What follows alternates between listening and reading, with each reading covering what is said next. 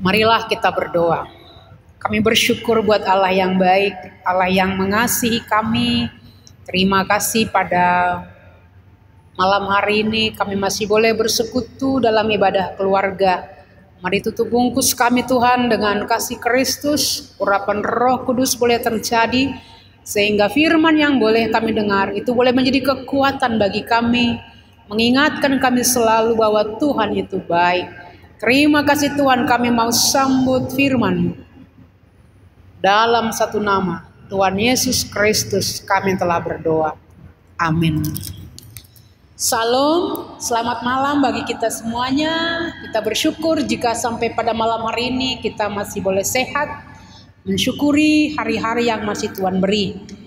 Firman Tuhan yang boleh kita dengar di malam hari ini diambil dari kitab Ulangan 31 ayatnya yang ke-14 sampai kepada ayat 21. Mari kita buka Alkitab kita secara bersama-sama, kita baca.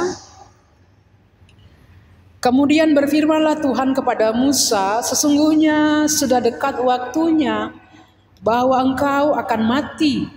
Maka panggillah Yosua dan berdirilah bersama-sama dengan dia dalam kemah pertemuan, supaya aku memberi perintah kepadanya. Lalu pergilah Musa dan Yosua berdiri dalam kemah pertemuan. Dan Tuhan menampakkan diri di kemah itu dalam tiang awan, dan tiang awan itu berdiri pada pintu kemah. Tuhan berfirman kepada Musa, ketahuilah, engkau akan mendapat perhentian bersama-sama dengan nenek moyangmu, dan bangsa ini akan bangkit dan berzina dengan mengikuti Allah asing yang ada di negeri kemana mereka akan masuk. Mereka akan meninggalkan aku dan mengingkari perjanjianku yang kuikat dengan mereka. Pada waktu itu murkaku akan bernyala-nyala terhadap mereka. Aku akan meninggalkan mereka dan menyembunyikan wajahku terhadap mereka, sehingga mereka termakan habis dan banyak kali ditimpa malapetaka serta kesusahan. Maka pada waktu itu mereka akan berkata, bukankah malapetaka itu menimpa kita? Oleh sebab Allah kita tidak ada di tengah-tengah kita. Tetapi aku akan menyembunyikan wajahku sama sekali pada waktu itu, karena segala kejahatan yang telah dilakukan mereka, yakni mereka yang telah berpaling kepada Allah lain. Oleh sebab itu tuliskanlah nyanyian ini dan ajarkanlah kepada orang Israel. Letakkanlah dalam mulut mereka, supaya nyanyian ini menjadi saksi bagiku terhadap orang Israel. Sebab aku akan membawa mereka ke tanah yang kujanjikan dengan sumpah kepada nenek moyang mereka, yakni tanah yang berlimpah-limpah susu dan madunya. Mereka akan makan dan kenyang dan menjadi gemuk, tetapi mereka akan berpaling kepada Allah lain dan beribadah kepadanya. Aku ini akan dinista mereka dan perjanjianku akan diingkari mereka. Maka apabila banyak kali mereka ditimpa malapetaka serta kesusahan, maka nyanyian ini akan menjadi kesaksian terhadap mereka. Sebab nyanyian ini akan tetap melekat pada bibir keturunan mereka. Sebab aku tahu niat yang dikandung mereka pada hari ini. Sebab aku membawa mereka ke negeri yang kujanjikan dengan sumpah kepada mereka. Demikian firman Tuhan. Bapak Ibu Saudara yang kekasih, ada ungkapan mengatakan bahwa pemimpin yang baik adalah dia yang mempersiapkan estafet kepemimpinan kepada generasi selanjutnya. Ada seorang bapak, dia dengan sabar mengajari anaknya bagaimana cara mengendarai sepeda motor. Berulang kali sang anak ini hampir jatuh, tapi sang ayah menopang dan mengatakan kepada anaknya, "Nak, kamu pasti bisa. Kamu harus berani. Kamu lebih muda dari ayah. Sedangkan bapak bisa. Kamu pasti lebih bisa dari bapak." Tapi ada juga seorang ayah, saat anaknya minta diajari untuk naik sepeda motor, tapi apa kata sang ayah? Dia menyembunyikan kunci sepeda motor dan mengatakan kepada anaknya, "Tidak, kamu payah. Nanti kakimu patah. Kamu jalan kemana-mana, ugal-ugalan, dan sang ayah mengatakan, pokoknya tidak bisa. Akhirnya Bapak Ibu Saudara yang kekasih, sang anak ini bergabung dengan geng teman-temannya. Dia rela untuk membayar dan menuruti apa kata grup gengnya. Dan akhirnya pun dia bisa. Tapi yang menjadi masalah adalah dia punya kenangan pahit tentang tokoh sang ayah. Bapak Ibu Saudara yang kekasih, dari dua tokoh ayah itu, ilustrasi itu menggambarkan bagaimanakah kita mau mempersiapkan generasi kita ini menjadi orang yang tangguh di masa depan. Bagaimanakah gereja juga mempersiapkan estafet kepemimpinan gereja, kepemimpinan keluarga ini untuk masa yang akan datang. Bapak Ibu Saudara yang kekasih, dalam firman Tuhan kita boleh membaca di sana bagaimana Tuhan hadir untuk berbicara kepada Musa, mempersiapkan Yosua untuk menggantikan Musa.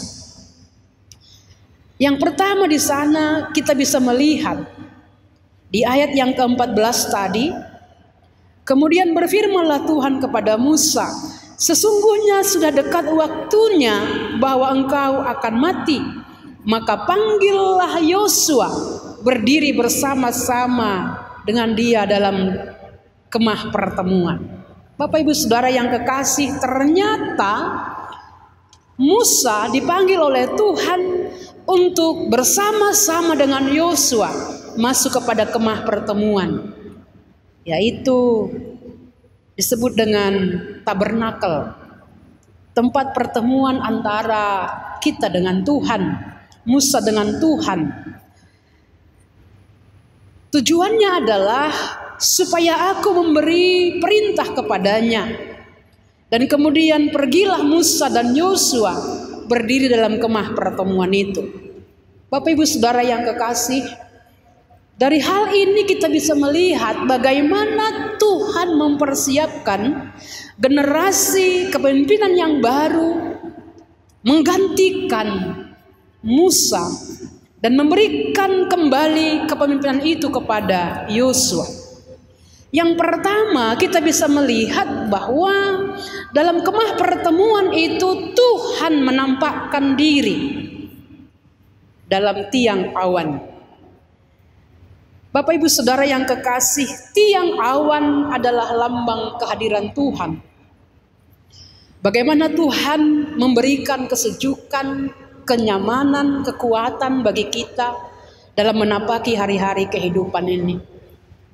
Bagaimanapun panas dan teriknya perjalanan kehidupan kita, kalau Tuhan ada bersama-sama dengan kita, kita akan bisa kuat dan kokoh.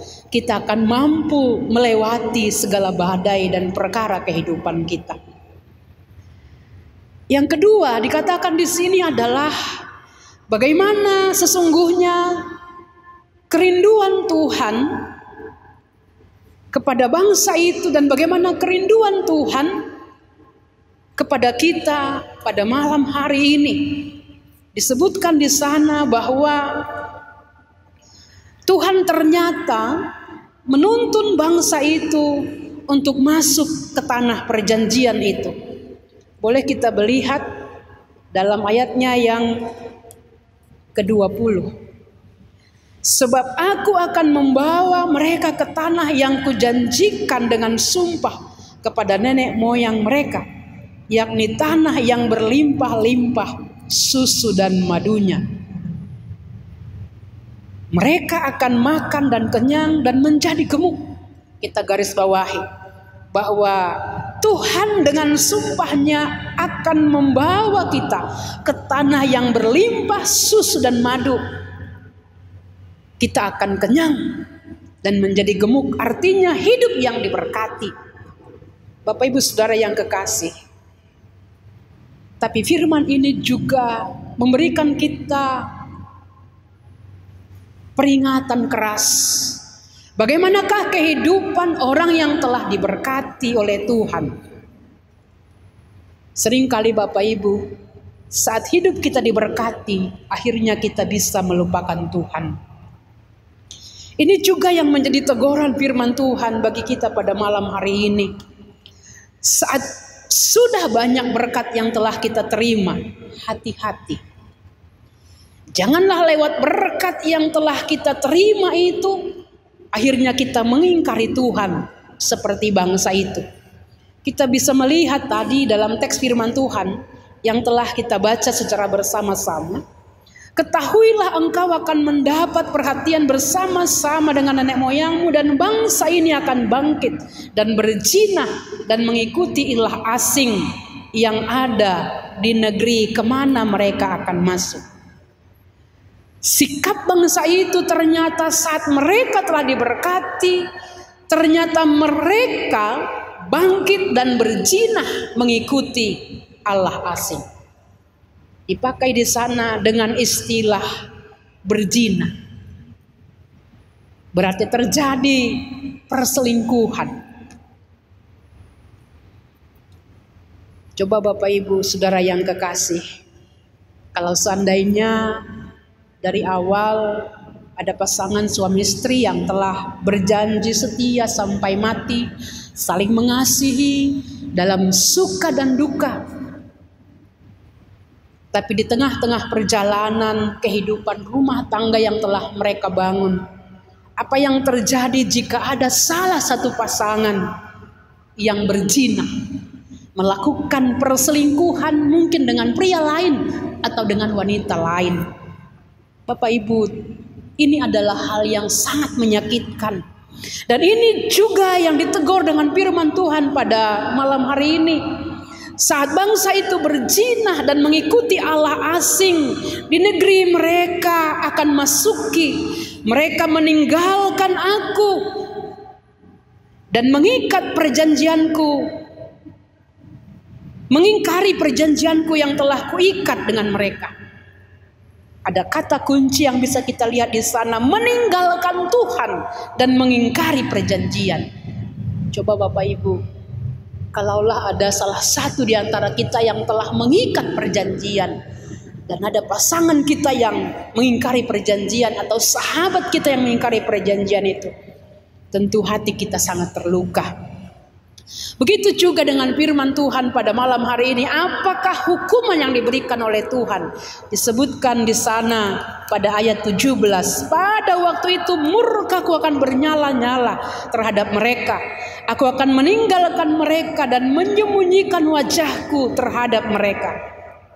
Tuhan akan meninggalkan. Tuhan akan marah kepada kita. Disebutkan di sana sehingga mereka termakan habis dan banyak kali ditimpa malapetaka serta kesusahan. Kita garis bawahi. Dalam kemarahan Tuhan ternyata dampak dari perzinahan, perselingkuhan membuat ilah lain, Tuhan yang lain dalam kehidupan kita. Tuhan cemburu, Tuhan marah dengan memberikan malapetaka dan kesusahan. Bapak Ibu, tentu pada malam hari ini kita perlu berefleksi, merenungkannya secara pribadi, dalam keluarga, dalam hidup kita, dalam hati kita pada malam hari ini. Kita mau merenung, berefleksi secara pribadi. Seperti refleksi perenungan yang terjadi, yang diungkapkan oleh bangsa itu. Maka pada waktu itu mereka akan berkata, bukankah malapetaka itu menimpa kita oleh sebab Allah kita tidak ada di tengah-tengah kita. Ternyata ada perenungan rohani bahwa itu terjadi karena Tuhan tidak ada di tengah-tengah kita. Tuhan menjauhkan, menyembunyikan wajahnya kepada kita karena segala kejahatan yang telah kita lakukan, dan mereka telah berpaling kepada Allah lain. Bapak Ibu, tentu ini bisa juga terjadi dalam kehidupan kita. Saat kita jauh dari Tuhan, hidup kita pasti akan terasa hampa. Saat terjadi perzinahan, perselingkuhan di tengah-tengah keluarga, keluarga itu pasti hancur dan berantakan. Tapi kita percaya dengan firman Tuhan pada malam hari ini akan memberikan kekuatan, akan memberikan pemulihan yang baru, akan memberikan semangat yang baru, sehingga hidup kita akan direndah kembali, diperbaharui kembali. Sehingga Bapak Ibu Saudara yang kekasih, saat saudara dan saya telah menerima berkat-berkat Tuhan, biarlah lewat berkat-berkat Tuhan yang telah kita terima itu, kita semakin dekat dan semakin bersyukur dan semakin melihat kebaikan dan kemurahan Tuhan dalam kehidupan kita. Janganlah seperti bangsa itu, saat hidup mereka diberkati melimpah dan melimpah, menjadi kenyang, menjadi gemuk, mereka berpaling kepada Allah lain, beribadah kepada ilah lain, sehingga hal ini menimbulkan luka di hati Tuhan. Disebutkan di ayat 21, maka apabila banyak kali mereka ditimpa malapetaka serta kesusahan, maka nyanyian ini akan menjadi kesaksian terhadap mereka.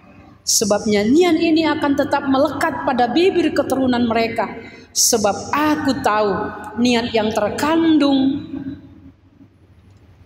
mereka pada hari ini, sebelum aku membawa mereka ke negeri yang kujanjikan dengan sumpah kepada mereka. Bapak Ibu, ternyata Tuhan tahu apa yang menjadi niat di hati kita. Coba kita cek-recek, bagaimanakah niat kita?